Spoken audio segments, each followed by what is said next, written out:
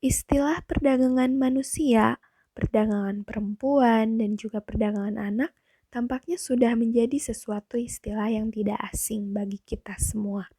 Tampaknya hampir setiap hari istilah tersebut hadir dalam berbagai pemberitaan di media cetak atau elektronik yang juga menyangkut kasus-kasus yang terjadi. Menurut berita Tempo, KPAI menyebutkan bahwa sebanyak 147 anak dieksploitasi dan diperdagangkan selama tahun 2021.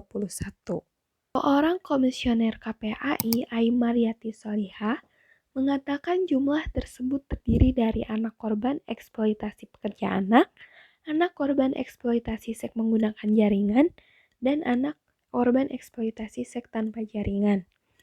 Nah, berangkat dari permasalahan tersebut, perdagangan anak yang semakin luas, baik dalam bentuk jaringan terorganisir dan tidak terorganisir, baik yang bersifat antar negara maupun dalam negeri, hal ini dirasakan merupakan ancaman bagi masyarakat, bangsa, dan negara, serta terhadap norma-norma kehidupan yang dilandasi penghormatan terhadap hak asasi manusia.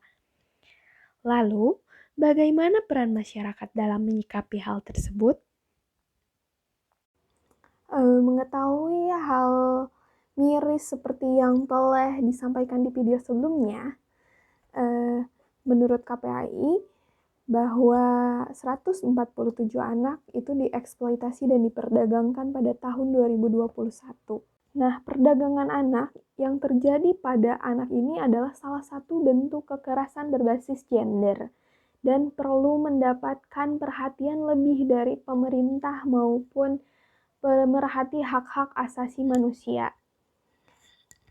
Praktik kejahatan ini juga tidak bisa dipandang sebelah mata, karena selain menjadi salah satu kejahatan lintas negara yang sulit untuk diberantas, juga berdampak pada hampir seluruh aspek kehidupan manusia secara medis, psikologis, sosial. Adapun kegagalan penanggulangan perdagangan anak ini bukan hanya disebabkan karena hukum yang tidak memainkan perannya dengan baik, melainkan terdapat berbagai faktor juga yang mempengaruhinya. Misalnya, faktor ekonomi, pendidikan, lingkungan, keluarga, dan ketidaksetaraan gender.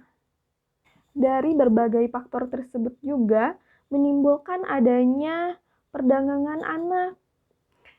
Nah, pasti di dalam unsur tersebut tidak terlepas dari tanggung jawab orang tua terhadap anak. Karena perdagangan anak atau perdagangan orang ini tidak akan terjadi jika salah satu alasannya adalah tidak mendapatkan dari pemegang kendali atas korban, sehingga bisa disimpulkan bahwa perdagangan anak ini dapat terjadi akibat kesengajaan atau kelalaian dari orang tua dalam memberikan persetujuan kepada pelaku atas anak untuk dieksploitasi.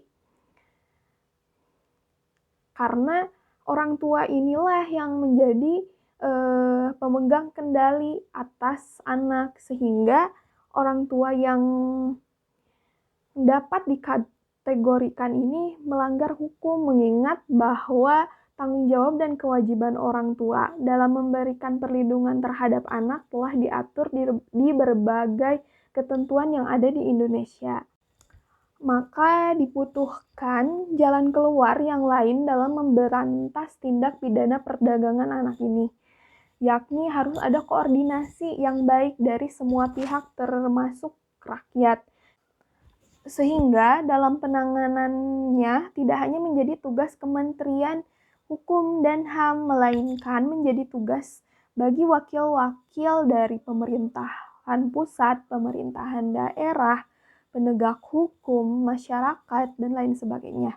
Nah, dengan tujuan meminimalisir semakin banyaknya perdagangan anak. Mengingat korban dari tindakan ini merasakan dampak yang negatif yang sangat besar gitu. Yang berimbas pada anak, misalnya anak itu tidak akan mendapatkan kesempatan yang sebesar-besarnya, baik secara fisik, psikis, dalam mencapai tumbuh kembang yang terbaik. Nah, tentu hal tersebut juga menjadi tantangan yang dihadapi dalam pemberantasan perdagangan anak ini. Untuk itu juga perlu adanya pendampingan terhadap anak korban. Misalnya ketersediaan layanan psikososial terhadap kelompok atau komunitas korban secara berkualitas, peka terhadap kebutuhan anak, dan terjangkau bagi setiap anak yang telah menjadi korban. Kemudian juga untuk sanksi pidana terhadap korban juga harus sesuai dengan perbuatan yang mereka lakukan dan harus diberikan sanksi yang memberi efek jera bagi pelaku perdagangan orang supaya bisa mengurangi kasus perdagangan. Mungkin itu saja yang dapat saya sampaikan, kurang lebihnya saya mohon maaf. Wassalamualaikum warahmatullahi wabarakatuh.